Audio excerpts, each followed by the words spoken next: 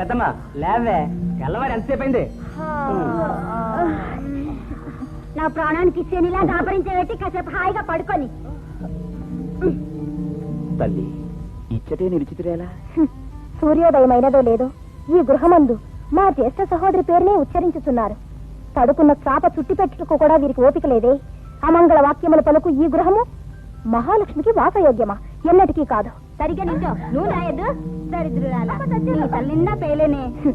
తిలకించితివా నారదా? నన్ను రావలగని వారించినట్లా ఇంటి ముంగిట నూనె తలలు, విరబోసిన కుంతలాలు ఇటువంటి గృహములందు నేను వసించుట ఎట్లా సాధ్యమగును? వాస్తవమే తల్లి. అరిష్టదాయకమైన ఆకారాలు, అమంగళమైన వాక్కులు వేంచేస్తున్న లక్ష్మిని వాకిటినే నిలుపువేయును సత్యము వారు మరిచిపోవుచున్నారు.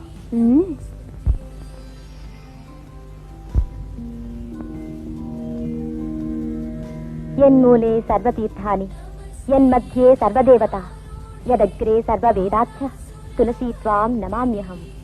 శ్రీ తులసి ప్రియ తులసి జయమునీయవే జయమునీయవే లక్ష్మీ పార్వతి వాణి ఈ నిలయము ఎంత లక్ష్మీకరముగానున్నది. నారాయణ, తమ నోటి వెంట ఆ మాట వెలువడినచో శ్రీదేవి ఇక్కడ వసించబోవుచున్నదన్న సత్యము మాకు రూఢి అయినది.